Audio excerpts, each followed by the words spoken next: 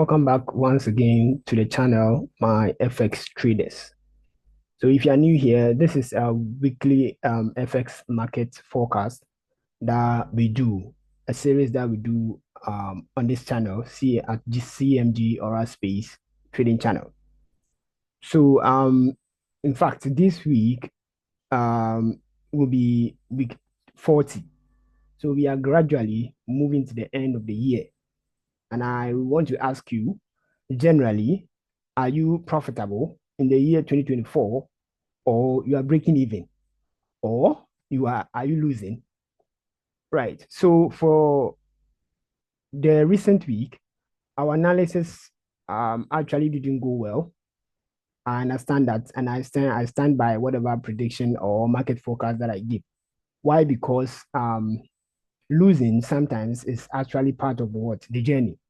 And for this reason, you have to master a special discipline in this industry called risk management, right? So that is what I am going to provide a short series on that just after this video in the course of the week, right? How to master your entries, your exits, and then entry levels, um, adding risk management. So I'm going to cover that soon. So stay tuned on that. So the recent week was that on DXY. In fact, I didn't trade DXY because my general perspective on that didn't actually even happen. It didn't even start. So I was expecting, I was very, in fact, indecisive on that. I was expecting the price would get into this rectangular box area, and then it will start selling. But it didn't happen that way. And I know someone may ask, once this thing got to this area and it didn't happen, why didn't I jump in or hop on and then enjoy the ride? But bear in mind, sometimes you don't have to chase the market. If it doesn't go in your way and it's too late for you, don't try it. You may end up regretting miserably. So that was it. And that one strategy of mine is that on DXY, actually, I'm quite conservative on that. I'm conservative on DXY first. So that was the reason why I didn't trade. So if you realize that in the Telegram channel, I didn't put any signal there, right? So that was it. It's not like I couldn't hop on, or I could actually do that, but I'm very conservative on that.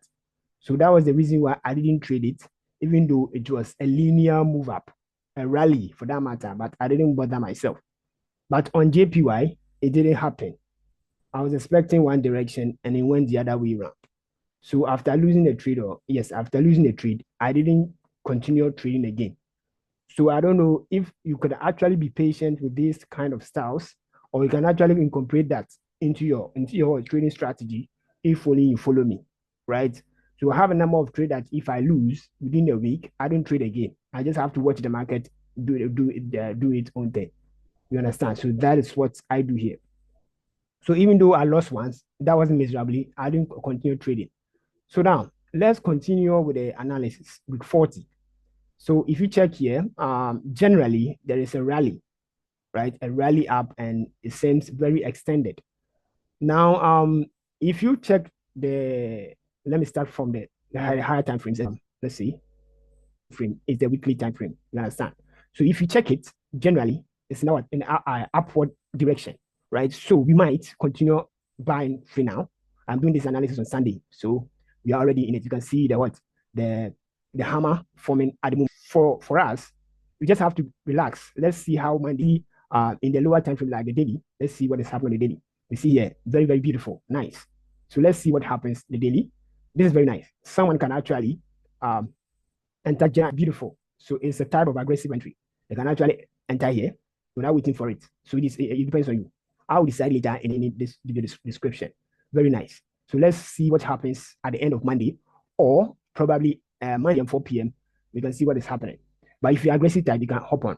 I will decide later if I want to be aggressive or not. So you just have to join the Telegram channel and then see what is happening. But generally, coming down, we will see on the 4-hour time frame, very bullish.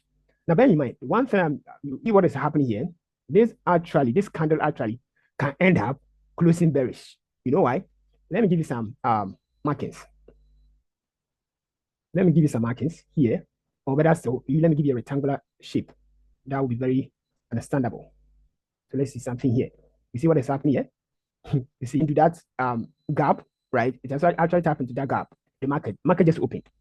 It can actually count. You know the type of candlestick that is forming here, right? And that will be a Tuesday's top patterns of head.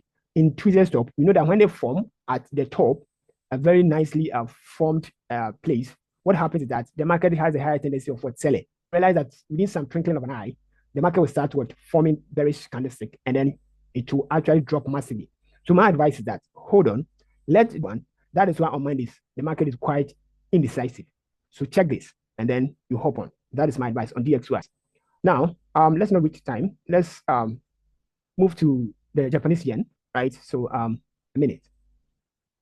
If you check, I told you I don't claim markings until I start doing the analysis for the next one to tap in and then start moving up. So market open. If you were a day trader or maybe probably a score good, I know some would beg to differ because they were not a string type. You understand? They weren't trading the whole day. Some few minutes, some few hours, they're out. So these people, you see the candlestick pattern that formed, they're very beautiful. Yet I was deceived. Here, looking at this candlestick was what a morning star, the three candlestick patterns, that was what happened. Right. So I think you are getting the feel of now is to help the newbies instead of depending on other mentors. I'm not saying having a mentor is a bad thing because I myself have students, happy signals. It depends because of their scheduling, their time management and all that. So that is not bad. But on this channel, right, that is, I mean, and in fact, the beginners, and then moving on to the advanced, you understand them. Things are very strong, very nice. So move up a bit and then started selling again. That was it. And that was when I had to look for another perspective.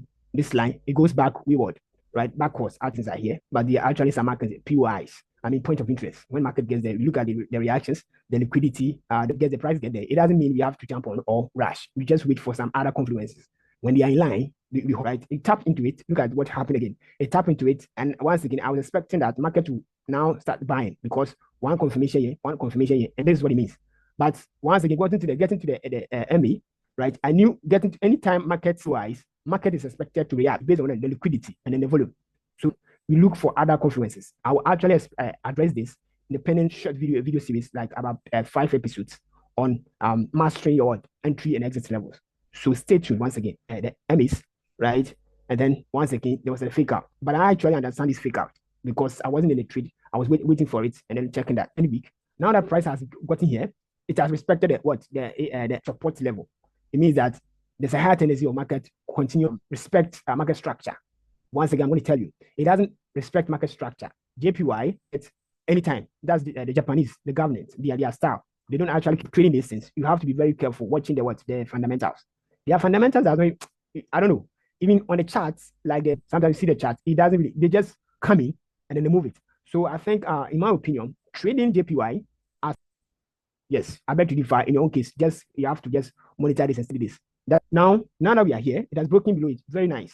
So I may not rush into see what is happening here. In fact, in another mood of me or mine, like I can actually position in and then hop on in the paired pairs.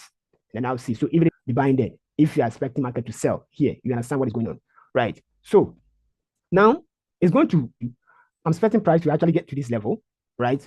Or but as it come down to this level again before what? If a rally up, else the dip is going to continue. That's my opinion here. Once again, I'm expecting for get buying again. That's what I'm thinking. That's what I see. But I still have to watch because you're already in the trade, you are swinging in any of these trades and you are already buying. Allow it to run. Trust me, allow it to run for some time. Just be checking. You can be what? Scale partials. I mean, you understand what is partials. You get to some level, you take your profits, and then later another TP again. The latter positions do not what outweigh the profit that you have already had. So you understand me. So I'm expecting price to actually begin this area before buying again. JP and sell can be in the rally, in the dip for home on it now, but I'll still be checking the market. So be following me.